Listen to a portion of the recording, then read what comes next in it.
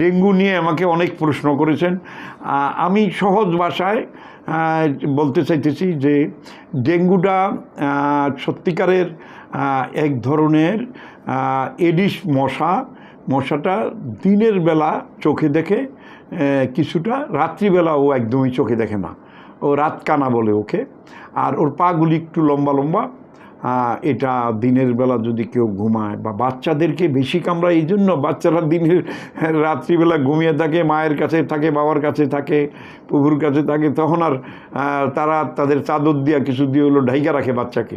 আর দিনের বেলা বাচ্চা খেলাধুলা করতে করতে করতে করতে খাটের নিচে, চোখের নিচে, অন্ধকারে বিভিন্ন জায়গায় বাচ্চারা যায়, যাওয়ার ফলে বাচ্চাদেরকে ওই এডিস মশা, আন্দা মশাটা তাদের বাচ্চাদেরকে কামড়ায়।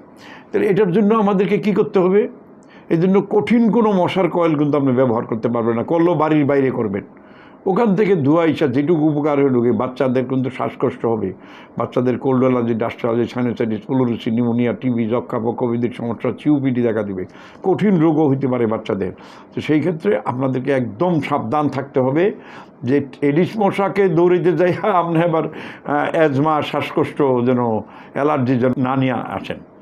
আরেকটা হলো মশার কয়েল তো দূরে ধরাবেনি, যদি অ্যারোসোলও দেন বা এই জাতীয় যত কিছু দেন, আমি কোনো জিনিসের বদনাম করতেছি না, বাচ্চাদের থেকে একটু দূরে রেখে দিতে হবে যাতে বাচ্চাদের নাকে এটা না আসে। অনেকে গুড নাইটও দেয়, সেটাও দূরে দিতে হইব, কারণ এটা খুব কাছাকাছি দেওয়াটা সঠিক হবে না।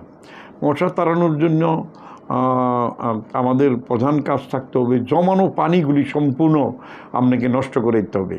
জমানো পানির ভিতরে আপনি নিম তেল ছেড়ে দিবেন, ফোটায় ফোটায় কয়েক ফোঁটা দিয়ে নিম তেলটা 24 থেকে 48 ঘন্টা পর্যন্ত পানির চতুর্পাশে, আপনার বাড়ির উপকার হবে না, আরেক বাড়ির হবে, আশেপাশের সব বাড়ি নিম তেল দিয়ে দিলে আপনি মুক্ত থাকবে। আরও এই জাতীয় সব জিনিসই আপনারা চিনেন, জানেন।